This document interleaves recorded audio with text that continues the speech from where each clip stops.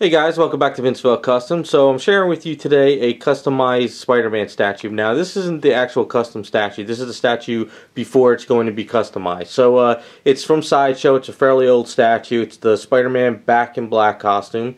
So we're going to be converting him into the blue and red version. So I just wanted to give people an idea who see my videos wondering like where was this converted into, how it was converted, what was it in the beginning.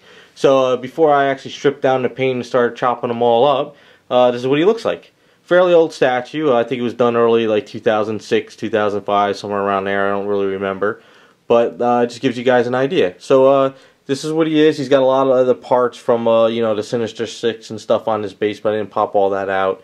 Not really doing too much with that yet. So that's what he looks like, and we'll be back in this video when he's all finished up in the blue and red.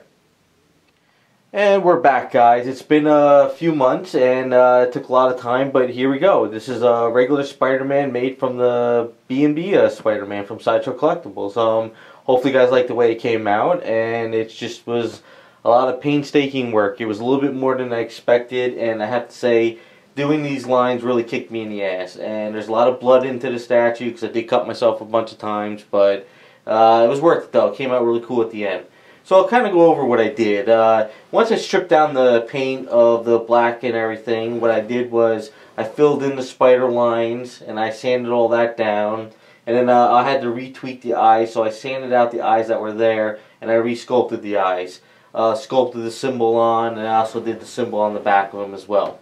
To get these lines though, all these lines and everything I did on him, was really painstaking, and like I said, it was a lot of work. What I had to do was I used an X-Acto blade, and I went in there and I kind of scored my lines the best I possibly could.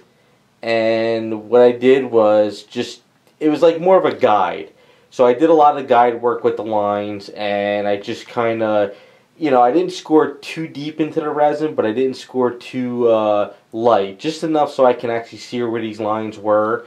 Some lines aren't deep, some lines are, but I did the best I could. But I had to draw it all out first. I couldn't just, paint these lines at the end. Nothing would be even. So I wanted to make sure all the lines were even. We had the same lines going on each side, just ran with it.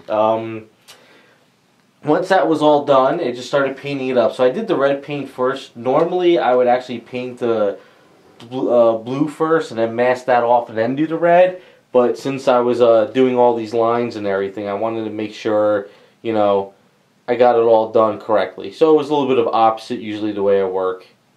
But, so it's, the red paint's a mixture of a bunch of different reds with some pearls in there. I wanted to give it more of like a silky type look. The blue is the same thing. We got some little bit pearls and hints in there to give it that spandex type look. And just ran with it. So it was a lot of fun. Came out pretty cool. But we have a surprise for this statue. There's a little bit of a bonus for him. What I did was I asked the client if they wanted something a little bit extra in the base. And I did a past custom back in the day on this Spider-Man statue. And basically what I did was I gave it like a pool of venom coming off of the side. Just to add, like, he was in this black outfit. But this time I asked the client, I said, want to go somewhere different. So I had a broken hand on the statue. And what I created was this. You just put it on the side. It connects up pretty cool. And it's like a venom pool. So it looks like the venom hand is coming off the side and trying to grab Spidey. So as you can see. Get a little bit closer. So what I did was I used a fast setting resin. And I had all this masked off with a saran wrap. And then what I do is I use fast setting resin, and I was just pouring it on and letting it drip down and pouring it on and let it drip down. Now it did drip all the way down to the bottom, but at the end of it, after all the dripping, I cut it off and I resculpted it to give it that pool look. So let's go over here. So, and then I painted it up in gloss black. I added some purples in there, some interference, blues, just to give it like a little bit of a sheen, but you get different looks on it. So now we got, Spider-Man on top of the gravesite, and Venom Pool is coming up to get him. So it's kind of like he's getting away from him, but he's coming. So it's kind of cool. It's a little bit of a cool bonus, Something that I don't think a factory would be able to pull off because a lot of damages to that, and you wouldn't really be able to, you know, cast something like that up unless you could, but I think you would have to design it pretty well. So that is a little idea I did with this statue. You know, and the eyes are not just white. It's kind of hard, you might not see here, but they are an interference blue purple over the white, so it gives it kind of like that little bit of a glossy look to it.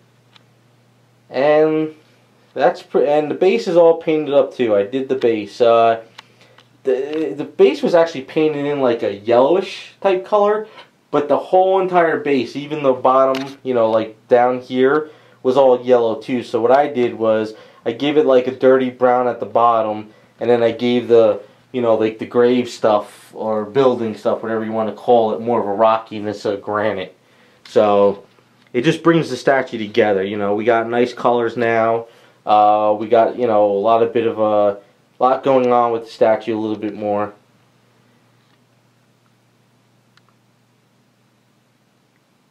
So it was a lot of fun, but like I said, it really kicked me in the ass, and I don't think I'll be doing another Spider-Man for a long time. There was you know, it's very hard, and I'll kind of show you some areas. Like, all these muscles, like in here, let's see, you know, like the muscles going around the arm in there, to try to score that out and then slipping and falling and coming on, you know, it was just very difficult. And then also you know, underneath the neck area, on top of the head, it's hard. It's not easy sculpting into, you know, chiseling into type of resin. You know, if it was if it's a clay or if it's a wax, you know, sculptors can really get those nice clean lines and really make it work. But when you're working on like a rock hard resin, it's just not easy at all.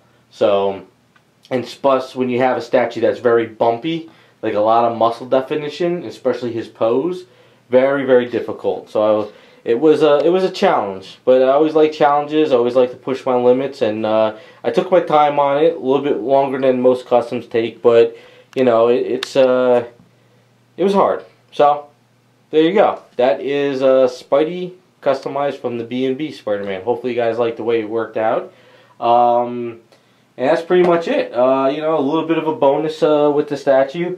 The way I worked this out though is, you know, you don't even have to have it on, but you can see underneath of it, it's a little bit messy, but by putting Aves on there without it sticking, well actually I think it was Magic Skull first, it actually pretty much locks into it with the corner. So it worked out pretty cool.